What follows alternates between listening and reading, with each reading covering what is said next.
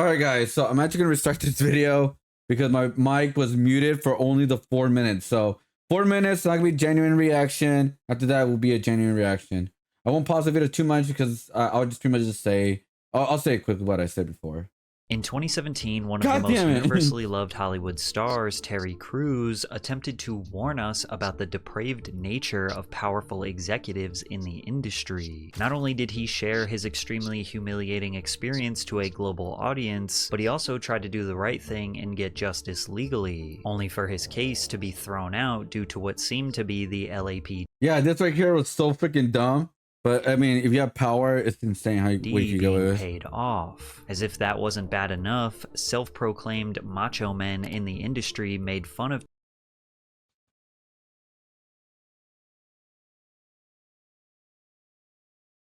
I gotta organize my stuff. Anyways, this part right here did piss me off. Terry for sharing his story, giving more of a reason for victims to remain silent. Terry Crews is like the Hulk, and I just couldn't get how he said that he didn't, like he froze, like he was afraid. A little chubby white man grabbed your nuts and you ain't do shit. That's funny. I think it's hard for me to think that a dude with all those muscles can't tell an agent to not touch his ass.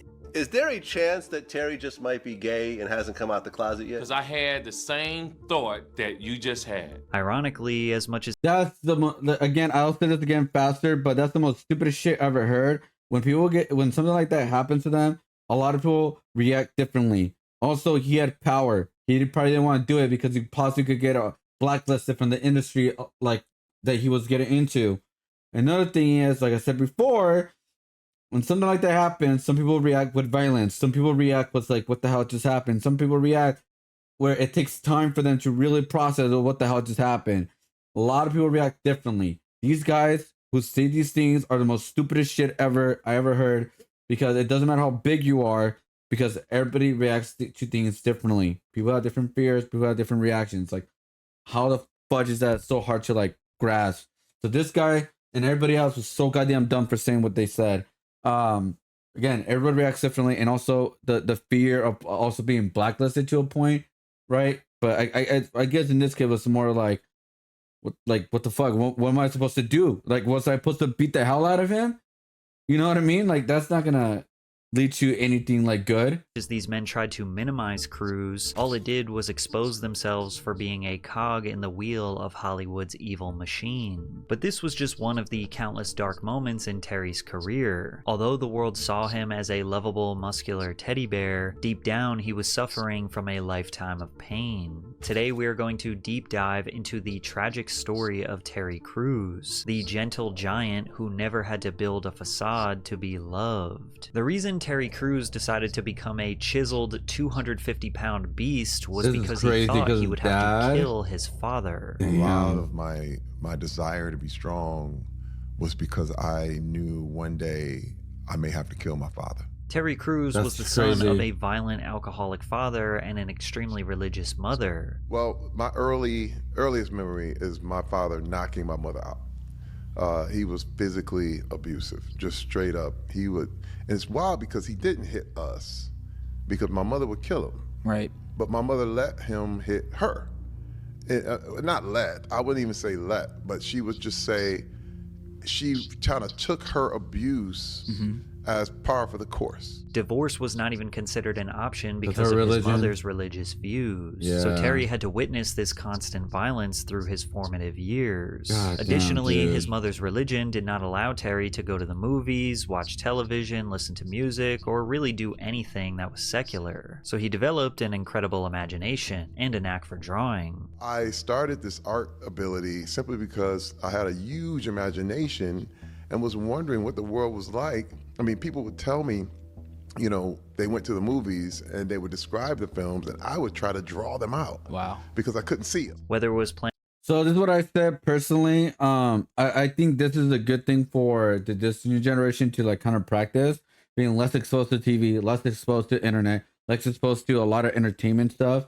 So you have like just to sit down and come up with your own ideas, use your own creativity and your imagination. Now, not to the extreme of his mother, obviously, but I think it will really help a lot of people if they just not look at the internet, not look at a lot of entertainment stuff, like I said, and just really just focus on your own brain, your own creativity, and see what you could come up with. And again, imagination and creativity is not just in art and music and stuff like that. It could also come up with some new invention, ideas, new ways to kind of solve problems in better ways, faster ways, ethical ways. You just don't know where your imagination and creativity could take you. So I would say that in that front, but obviously do not take it obviously in the extreme like his mom did. Playing the flute, dancing, painting, or This is my acting, opinion, too. Terry knew he was destined to be an artist. But coming from Flint, Michigan, being an artist was not a realistic career, so he constantly felt the need to suppress his dreams. In the 9th grade, he was finally allowed to play sports, and being a larger kid, he gravitated to football. At Flint Academy High School, Terry was the backbone of their defense. Despite this, he never got any offers to play college ball. He did, however, receive an Art Excellence Scholarship to attend Western Michigan University. At WMU, he decided he would give football another chance. Due to his size and natural athletic ability, he earned a spot on the team as a walk-on player. As a defensive end, Terry was named to the All-American team by the National Strength and Conditioning. That's one of my regrets, by the way, guys, in high school. That I wish that I took art seriously in high school, where I participated in arts classes and after school programs and stuff about art. Because in high school, I feel like you have more of a chance to do that than you do in college, because college can be very stressor and all this kind of stuff. But I feel like in high school, don't get me wrong, it could be stressor, but I feel like you have more of a time to do that kind of stuff and really let's see exposure up to that world and just see where it goes. But even maybe it could just get you to a scholarship to a college that you really want to go and save a lot of money. You know, just don't know. I mean, I don't know how it is nowadays, but yeah. Association. Over his college career, Terry Crews recovered 4 fumbles, which was one shy of a school record, and recorded 12 tackles in a 24-12 victory over Wisconsin. His play on the field helped him earn second-team All-Mid-American Conference honors. Crews helped Western Michigan win the Mid-American Conference Championship in 1988. And even though Terry still believed he was destined to be an artist, he just had no realistic way of achieving that dream. Yeah, Plus, he had a chance of making the National Football League. All the way back to college, when I was dating my wife, I told her we were sitting at a Wendy's parking lot. We were sitting in the Wendy's, they had little places in the front where we sit there. And I said, look, first I'm gonna play in the NFL. Then we're gonna move to Hollywood. We're gonna make movies. I made that promise. You see, because I always talk. Right. And that's what got on everybody's nerves. Right. Okay, they was like, he talking again. Yeah. But I told her, I said, that's what we're gonna do. We're gonna play in the NFL. Then we're gonna move to Hollywood and make movies. She was like, okay. And all this talk about football is reminding me that it's the best time of the year. The NFL season and the NBA Do not season gamble, guys. I'm sorry. And my partner, Underdog, wants you to turn your takes into cash. Join the millions of fans that played on Underdog last year. With their pick'em game, you could win money by making Gamble only the money you're willing to lose. Do not gamble the money you cannot lose. picks on your favorite players. I'm not skipping because that's the least I can do, but that's all I gotta say about that. Lower on player stats like points, rebounds, threes, and much more. Create entries of only NBA picks or mix and match across your other favorite sports like the NFL. Underdog is available in 30+ states, including. I wonder if I ever get a sponsor like this, will people get mad if I say, or even the sponsor could say, hey, only go to this website if you have money to lose, like.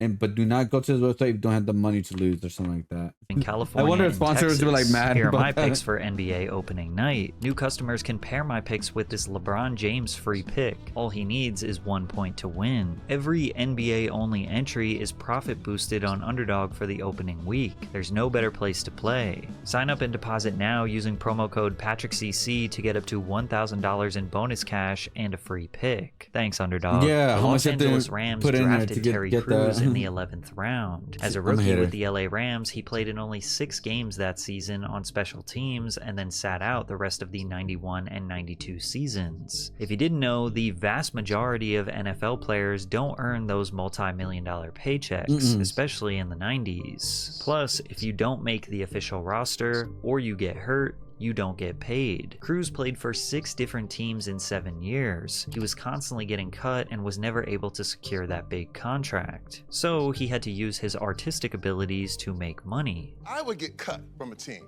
Okay. And, I played on 6 teams in 7 years. So Oh, this when he did like portraits or something, I would go right? back into the locker room and ask the players if they wanted their portraits painted. After being cut? Yes, because that's how I survived. I was always on the end of the roster. I was never a big superstar. I was an 11th round draft pick. So my whole thing is, humility gets you far. You know what I mean? Sometimes you got to make some money. You got to humble yourself. And I would go back in. 100%. It was so cool because the big stars, they'd be like, man, let's just I'll get a little brother a painting, and I'll give him some money. And it was really kind of cool. But the thing is, I was really good. It would take him about 2 months to complete a painting as it was done entirely by hand, but he would charge the players about $5,000 per piece, and that was enough to pay his rent, feed his wife. Honestly, 2 months, so that means you get paid like, it took 200, so you got paid like monthly, $2,500 monthly, right? Around there, which is not bad because his paintings were actually big, like you see right there. They were big in great detail. So yeah. And 2 daughters. Terry even says the reason he is bald is because he was so broke. Back in 1991, I had the most beautiful flat top you could imagine. And then I went to the NFL and I was like, oh, me and my high top is so beautiful. And then I got cut. And so I was like, oh, man, barbershops cost money. And I had no money. I literally was broke. I just went, I'm going all out. I'm shaving it off. And I was so disappointed. Were you really? Bruh, wait, first of all, you gotta talk about, I didn't know it was lumpy. I had no idea there was lumps in my head. It was now 1997. Terry was almost 30 years old, and he knew he was never going to get the consistent NFL job. Over his 7-year career, Terry played in a total of 26 NFL games and secured a total of 5 tackles. Feeling defeated with absolutely no direction to go in, it was actually his wife who brought up that promise that he made to her back in college. She said, let's take the girls to Hollywood and make movies. But how does a guy with no money, no connections, and a family of 4 survive in Hollywood? Well, he started by asking his former Washington Redskins teammate Ken Harvey for money. And I was taking these loans from my friend, continued to take, I probably took about 20, 30 loans from this guy. And he was a pro football player. He's my good friend, Ken Harvey. He's still my good friend to this day. And that's what's so amazing. Did I put it the wrong way? He stopped and said, hey, man, I asked him for one more loan. He said, dude, that's it. I can't do it anymore. Terry lived off his friend's money for a year and a half trying to get a job working behind the scenes of a Hollywood production. He was unsuccessful. Desperate to pay the bills, he went to a temp agency to find work where they gave him a job sweeping factory floors for $8 an hour. Sweeping floors humbled me. Like, there's a breaking that you have to go through. Because there was a long time I wouldn't do that. Right. And I was like, hey man, I'm too proud for this. And what would everybody think if they see me sweeping the floor? Right. And my wife was like, they don't know you. After sweeping floors, Terry used his natural size and NFL pass to apply for security work. He landed multiple jobs in LA working security outside of various Hollywood studios. In 1999, he was working outside the set during the filming of Next Friday, starring Ice Cube and Mike Epps. Terry's job on that set was to secure, aka just watch Ice Cube's car for And you know what's crazy? Was that the first one? It wasn't next Friday, Friday after next. Like, is that how they, like, yo, this guy got the look? I think this guy would be great for like the next kind of like villain kind of thing, right? Was it? I wonder if that's like his first one. Friday after next, because he was part of that. 12 hours. And I was out there literally watching Cube's car. And and there I was, I'm like, I'm in the business. Damn. But I was so far from anything happy. Through working security, Terry met a friend who was a location manager. Location managers basically just oversee all of the various locations of a film production, and they also hire security to secure those locations. Well, he's like, dude, we're doing this really intense movie at the Jungle right now with Denzel Washington. You gotta come check it out. I came on set as a visitor. I've always realized that you just have to go. Like, if you just show up, a lot of times your opportunities are there. I was watching Denzel prepare. That's true. That is 100% true. You just don't know what kind of opportunity will just come to you if you just expose yourself more. And like, that's why like people say network. that right there, even though he's not getting paid for it, like going to that visit to that set or whatever, but that's called networking. And he just like, you just never know. You never know who's gonna come up to you, who's gonna like your stuff and stuff like that. That's why doing like Artist Alley is very important for artists, even with this whole industry that's kind of going right now. People are always looking for people to like hire and create stuff with and collab with, etc. So yeah, I agree with that. You just don't know. You just never know. And I was studying him, and I was like, this is how an actor at the top of his game does his thing.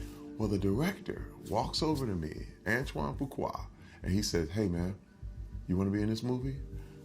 I said, yeah. I was like, sir, whatever you need me to do. It was wild. And he said, I'm going to find ways to use you in the movie. And I was like, whatever you need. And I didn't get one dime for training day. I just showed up. I volunteered. I said, whatever I can do. I just want to help the movie. I want this to be the best thing ever. Damn. Okay. Terry's uncredited role in the film was so small and seemingly so insignificant, yet it was the reason why he got his big break in Hollywood. Which is Training Day crazy, was dude. a $100 million box office hit, and it just so happened to be one of Ice Cube's favorite movies. And when Ice Cube was watching Training Day, he remembered Terry Crews as the security guard from his set 2 years ago. So he got in contact with Crews and asked him to audition for his next film, Friday After Next. The next, oh, So wow. I got a chance to audition for Friday After Next. And I remember sitting in the waiting room, me and Cat Williams, hoping, praying one day we would be able to, be in this movie. Cat Williams and I decided we were going to go all in. There was going to be no holding back. If you look at the scenes with Cat Williams and I, all right, it's almost like a intense drama. Although Friday After Next was not a box office smash, the Friday series was a cult classic loved by millions more than the financials indicate. Terry Crews was officially in. All of what he calls Black Hollywood knew his name, his face, and he was ready to take over. I knew I was in my destiny. When I say, and this is what I'm saying, I found my destiny. It was so wild because I didn't even want money anymore. I said, I want that feeling again. Mm-hmm. You know what I mean? It's true, because you could talk about athletes and money and all that stuff, but there's a point when I'm sure when you just catching and doing everything right, you want to chase that again. Despite Terry seeming like he was on top of the world, he was still suffering through dark times. One Christmas that he calls the Christmas from hell, he decided to take his children and his wife back to Flint, Michigan to see his family. Fearful of his father, also known as Big T, resorting back to his old ways, Terry told him to keep his composure in front of the grandchildren. But once the alcohol got flowing, Big T lashed out, and he hit Terry's mom in front of the children, knocking her tooth out of place. Wow. I said, so what's going on? Nothing. I said, didn't I tell you? Didn't I tell you not to act up? Didn't I tell you? CT. Bam! Bam! Bam! Grown ass man now. Damn. I hit him. Then my brother came in. Bam! Oh my God. Ass, CT. Now let me tell you something. This is the thing. Now this is what I want everybody to get. I didn't feel better. I didn't feel better. It didn't work. Terry learned right there and then that physical violence is never going to solve his problems. Because the thing is, with all this stuff, you have to rise above. I wasn't rising above. I went down with him. I went to his level. This is why gang members, when you shoot back, now you just like everybody else. Right with him. You right there with him. There's a moment that I had to choose to rise above, but I didn't. After this incident, Terry did not return home for over a decade. He went back to Hollywood and masked his pain through his work. Crews had not yet proved himself as a lead in Hollywood. He was only getting minor roles, but he had a drive and dedication like no other. He said yes to almost everything, which led to him filming 4 movies per year. But the one role that earned him global superstardom was his role as Latrell in White Chicks. White Chicks is about 2 fumbling FBI agents who disguise themselves as mega-rich princesses to infiltrate high society, with the obvious caveat that they are black men disguising themselves as white women. That fact alone was enough to get people extremely interested in the film. Terry had met Damon Wayans through his work. Damon is related to Keenan Ivory Wayans, who is Hollywood royalty, producing comedy classics like In Living Color, Scary Movie, Don't Be a Menace to South Central, among others. The Wayans invited Cruise to audition for White Chicks, and Terry impressed Keenan, so much so that when he got the part as Latrell, the comedy legend often told Cruise to basically freestyle on set. Terry never felt more comfortable as an actor and comedian, and he knew this was his time to shine. In the film, Cruise plays the role of pro basketball player Latrell Spencer, who is attracted to Tiffany not knowing that she is actually Marcus disguised as a woman. Santa must have come early this year, because you were first on my Christmas list. Woo, there it is right there. I want to know, are you naughty or nice? Sorry, I'm not interested. I'll take that as naughty. Throughout the entire film, Tiffany is trying to do whatever she can to make Latrell disinterested, whether that be pigging out in front of him or even letting one rip, but it doesn't work. Everything she does just makes Latrell more interested.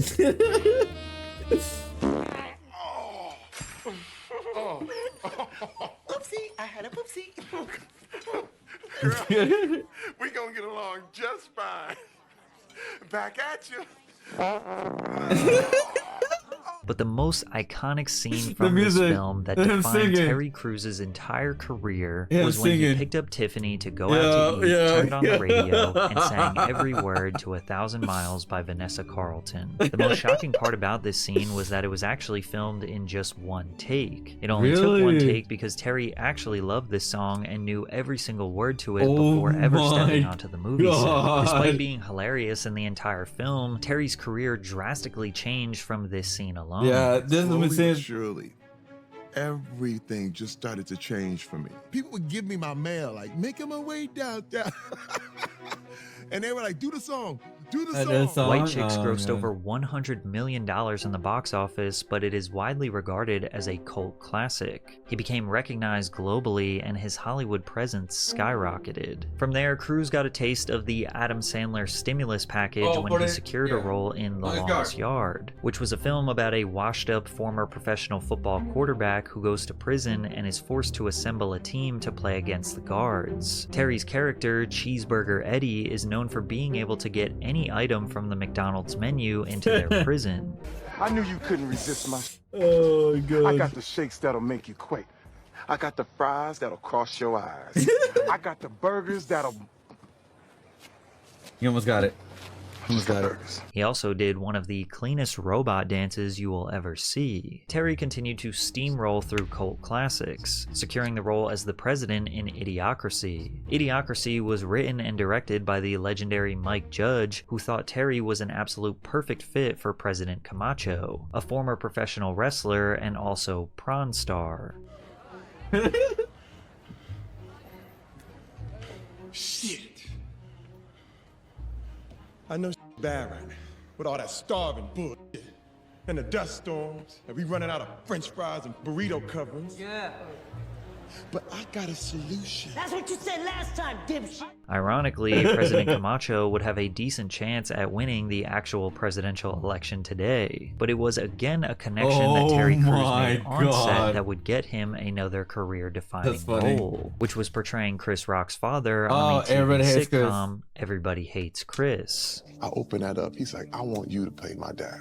Because he saw me and my wife and my 2 kids out there in Santa Fe, New Mexico, when we was filming Longest Yard. He was watching. And that's the thing another people, you got to remember, everybody is watching. Yeah. Everybody is watching. Yeah. And so then I played Chris's dad on Everybody Hates Chris for 4 years straight. This man, when I look at my life, man, I just thank God for every opportunity. Everybody Hates Chris is an extremely highly rated sitcom achieving a near perfect score from both fans and critics. And although it is a comedy, it is primarily about adolescence and family life in inner city poverty, the determined struggles of decent parents trying to provide a better life and values for their family, which made Terry the perfect candidate for the role, as that kind of explains his real life. Cruz's character Julius was loved for his insane levels of frugality. Yeah.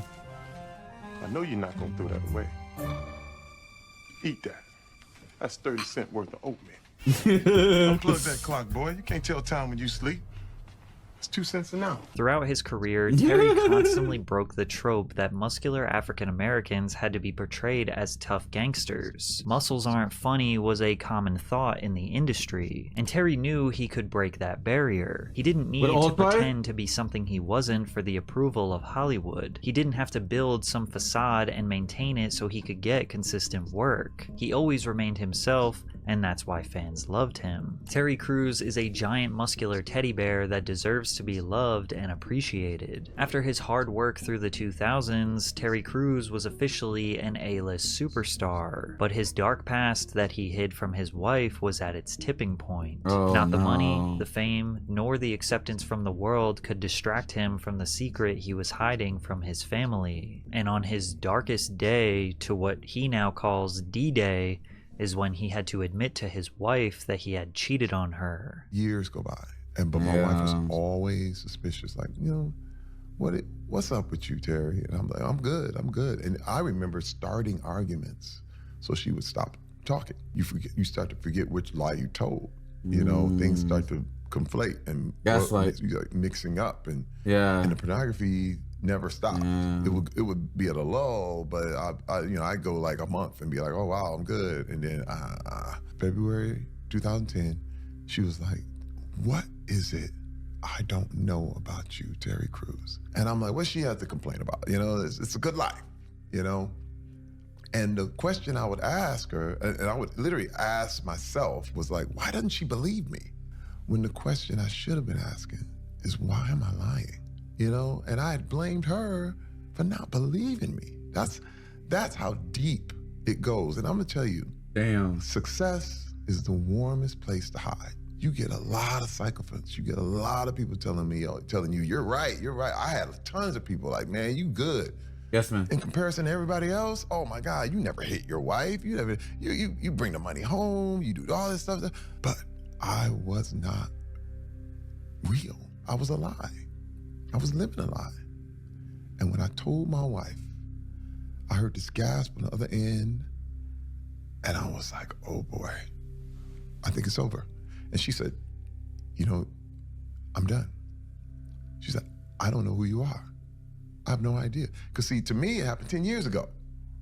But to her, it happened today. Most men in Hollywood, or in general, would have listened to their ego. They would have convinced themselves that their infidelity was no big deal, and it's menial compared to what other men do. Additionally, a Hollywood star like Terry Crews would probably have left their wife and just married some 21-year-old. But then, how would his kids view him? You see, Terry Crews was trying to be the role model that his father never was. He also loved his wife and cherished her loyalty to him. She stuck by him when he was nothing. She believed in him, and he knew that was something he could not just. I would say that's like kind of like the big difference, I think, right? I mean, like, she was there from the beginning when he didn't have shit.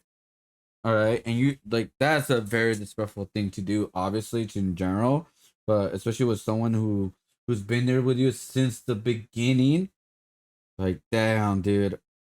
That's messed up, in my opinion. That's just messed up. Let go. They spent years repairing their relationship, but today they use their story as a way to help other couples revive their relationships. So now, this is what you have to do. And I was totally prepared to live the rest of my life by myself, because knowing what I'd done, I was like, would I forgive me? See, that was the big thing. Like, would I forgive me? And you know what the answer was? No. No. Yeah. She did. Many people praise Terry for opening up about his vulnerabilities. He says he constantly receives emails and messages from people that he has inspired to get help for their addictions, or dive deeper into their faith to find answers for their darkness. However, not everyone thought him being vulnerable was honorable. Some of them thought it was funny. More specifically, when he announced to the world that he was sexually assaulted, guys like 50 Cent, Nick Cannon, and others publicly mocked him. On October 10th, 2017, Terry tweeted, "This whole thing with Harvey Weinstein is giving me PTSD. Why? Because this kind of thing happened to me. My wife and I were at a Hollywood function last year, and a high-level Hollywood executive came over to me and groped my privates. Jumping back, I said, 'What are you doing?' My wife saw everything and we looked at him like he was crazy. He just grinned like a jerk." The alleged perpetrator was Adam Vennet, who was the head of motion pictures for Morris Endeavor Entertainment, an American holding company for talent and media agencies with a net worth of around $6.9 billion, servicing A-list clients like Jake Gyllenhaal, Christian Bale, Hugh Jackman, Denzel Washington. Hold up, let's see.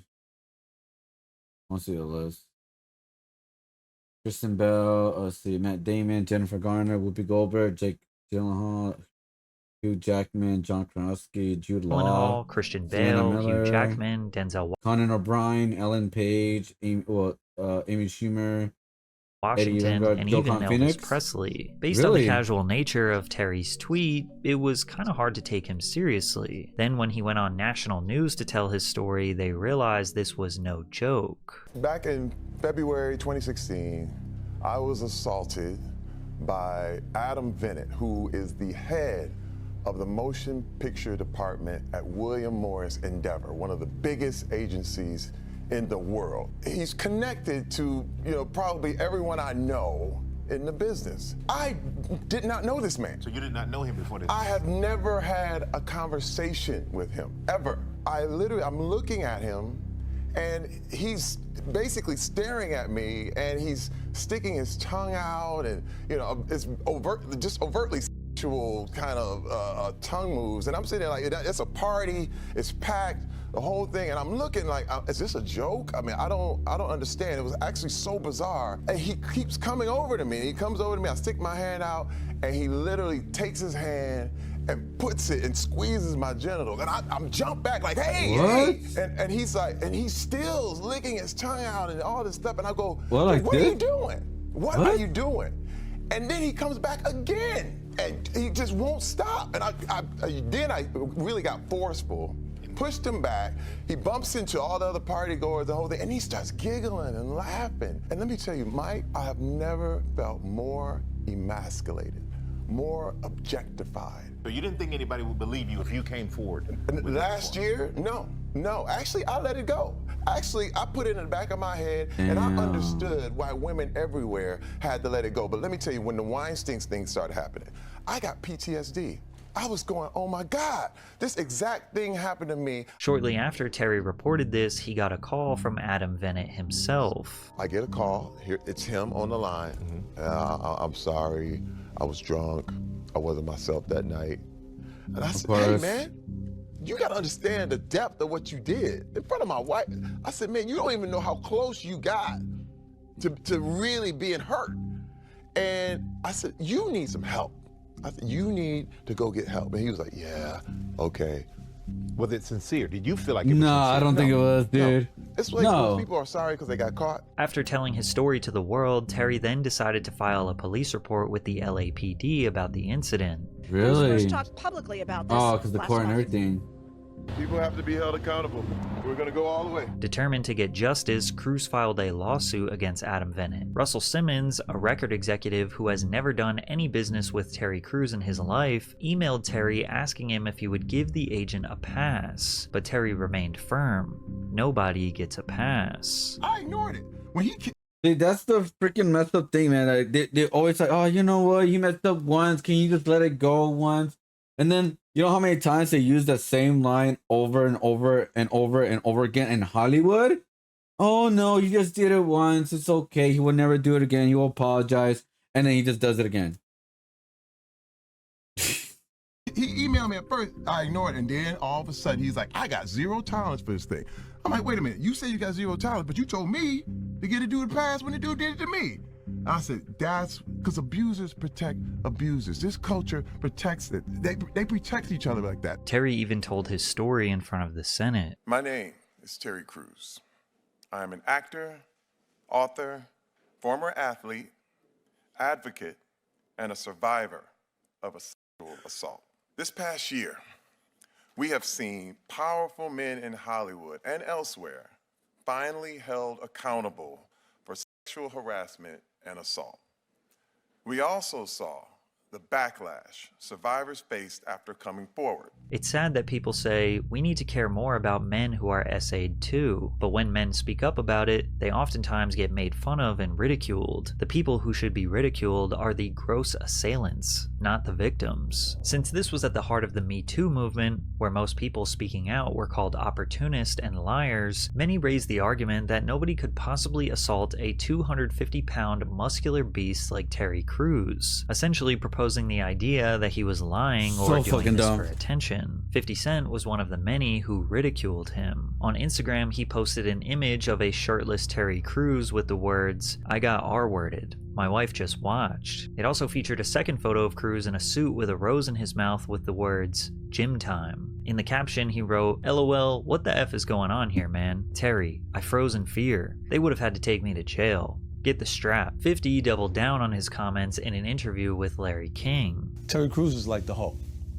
This guy's like huge. And he when he gets into a what a fucking dumbass, dude. Because he was speaking to the Senate. He's funny, but he's the the lady dumbass on asked this. him, well, you didn't do anything? You didn't like push him off? Or... He did push him off.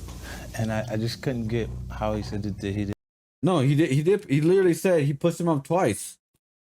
I don't know if that was already out by then, because like, you know how like timelines kind of confused, but he literally said he pushed him out twice.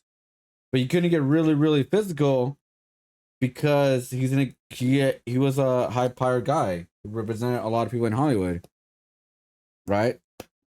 So it's like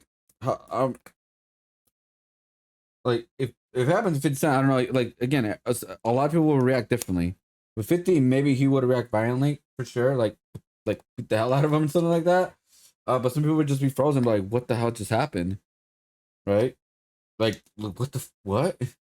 Then like he froze, like he was afraid. And Terry was approached and asked to respond to 50's comments. He took the high road. Today, 50 Cent took a shot at you on one of his posts, saying that saying with how big you are, how could this have happened to you? Yeah. And he said if it had happened to him, he would have grabbed this strap. Well, I love 50 Cent. I listen to his music while I'm working out. That's the deal.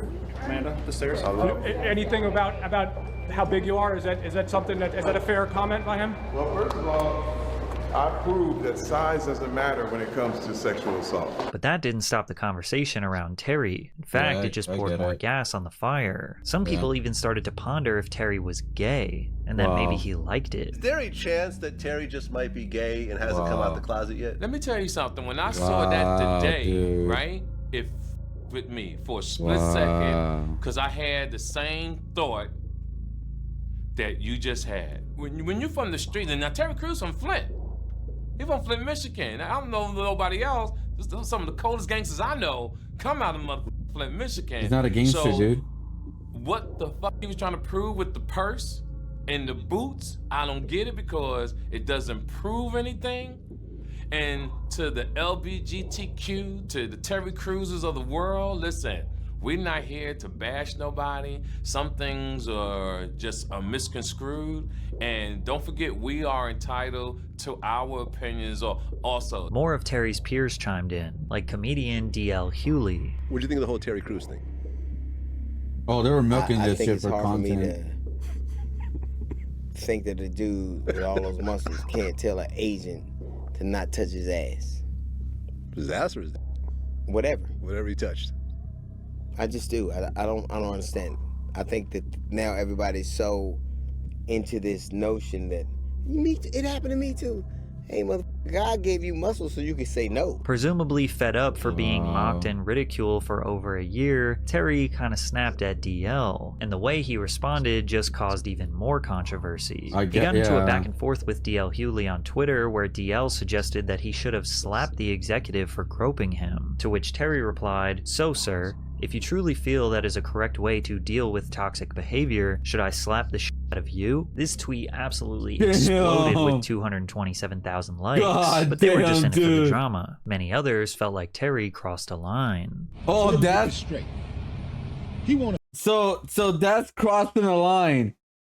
Like, so if I slap this guy, it wouldn't fine, and then I'm gonna stop you because you keep talking shit. What?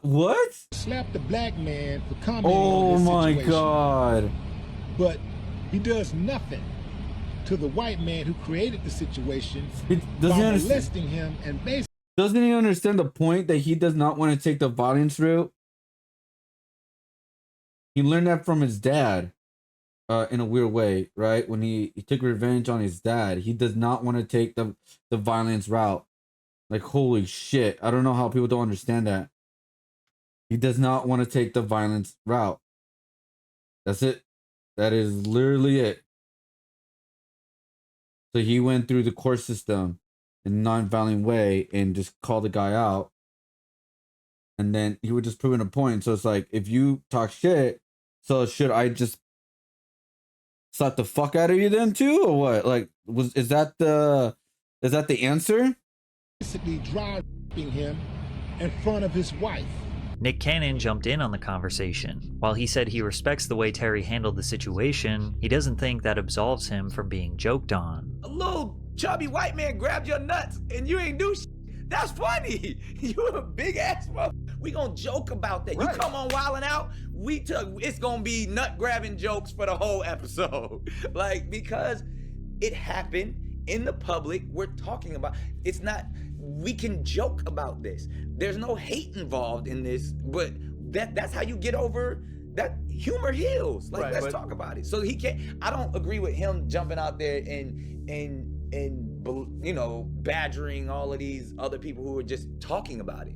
Like, they're Jimmy Kimmel, Jimmy Fallon, they made jokes about it too. Why you not getting crazy with them? Nobody seemed to acknowledge that if Terry Crews beat the snot out of this guy, he would be labeled as the crazy black guy who overreacted and beat up the innocent white executive who was just playing a little joke. That's literally like Unfortunately, Terry's lawsuit never got to see a trial, and a settlement was reached between Bennett and Crews, meaning Terry did get some sort of payout. Bennett denied the allegations in court documents, claiming his actions towards Crews were not sexual and caused no harm. However, Crews claims that the case was thrown out because Bennett was in the LAPD's pockets. He tweeted, "Adam Bennett has been the event chairman of the LAPD Foundation, which raises millions for the LAPD. Anyone wonder why my assault case against him was thrown out by the DA? Yeah. #MeToo. Terry risked his career to try to expose the dark reality of a Hollywood executive, and for that he was mocked and ridiculed by his peers. Some of them will never work with Terry because of this, but it doesn't really seem like it impacted his ability to get work. Brooklyn Nine-Nine, Terminator Salvation, The Expendables 1, 2, and 3, Bridesmaids, Arrested Development, The Ridiculous Six, Sorry to Bother You, Deadpool 2, hosting America's Got Talent, and even becoming the most iconic Old Spice spokesman in history, it's safe to say that standing up for what was right paid off in the end. All of Terry's decisions, even if deemed controversial, were done in the spirit of being the man his father never was. Terry is redefining masculinity, constantly asking himself, what is the right thing to do as a husband and as a father? And despite all the pain, torment, and abuse his father put onto him, he forgave him, and they made amends. I got with my father, and I forgave him. I learned, I said, you know what? My wife taught me forgiveness. I need to forgive you. And I'll never forget these words. I said, you know what? I've been waiting on you to say you're sorry. You know what? I am going to say right now, that if I could choose my parents, I'd choose you because I came through you. I'm not from you. I came through you. Yeah. You didn't come from your parents. You came through them. So you do not have to take the stuff that they have. You can choose what to take. You can choose the good or choose the bad. You don't have to settle for, well, this is what we did, this is how we are. So I hate that. I told him that, and he broke down. He broke down, and I gave him the hug of a lifetime. And this hug lasted, I swear it felt like it lasted 10 minutes. And he cried, and he broke down. He said, I'm sorry. I'm sorry for what I did to you, Marcel. He said, I'm sorry for what I did to you and your brother and your sister and your mother. And that's what I was waiting on. It made me free. It made me free. Yeah. But yeah, it just proved like, I mean, the revenge part, I like, again, that's just like hard thing to like even grasp, right? In not really 2017, to one a of certain the extent, but like using nonviolence to actually figure out a way to move forward. And he actually apologized. He would never apologize if the violence of like attacking him again and again and again and again. He deserved it, but doesn't mean you gotta do it, you know? So sometimes you gotta take a breather and just certain things just gotta just let it go, you know? Just certain things. I mean, some are unforgivable, but just for yourself, just to let it go, right? Instead of like constantly being angry and angry and angry and angry. We need to stop shaming male victims. Terry Crews grew up with violence rampant at home. He chose not to use violence, but civilized to solve his problem. You gotta. That's what I meant. He didn't want to use violence, and they made fun of him for that. Yo, I don't want to use violence. I grew up with violence. I don't want to continue that. Right? Obviously, I like he believes in self defense because he's pushing back, you know, and that kind of thing. But he wants to avoid it as much as possible. So I get that. I mean, I avoided as much as possible too. I didn't avoid it a lot when I was in high school. Oh, in high school was bad, man. Like everyone was fighting for the littlest things, the stupidest shit over writing somebody else's tag, you know? Like it was so dumb. How confusing to be calling out Diddy all this time with simultaneously victim blaming Terry, right? It's like, what? I was gonna get Terry because a hug. Nick Cannon is absolutely a waste of space. Nick Cannon is a dumbass. I'm sorry. I'm sorry. The fact that characters use his platform to advocate for survivors, that was good. His victims it was tough. It had me in tears at the end. Abusers protect abuser. I mean, Hollywood, I totally 100% believe that, right? Obviously, I 100% believe that. In Hollywood, come on.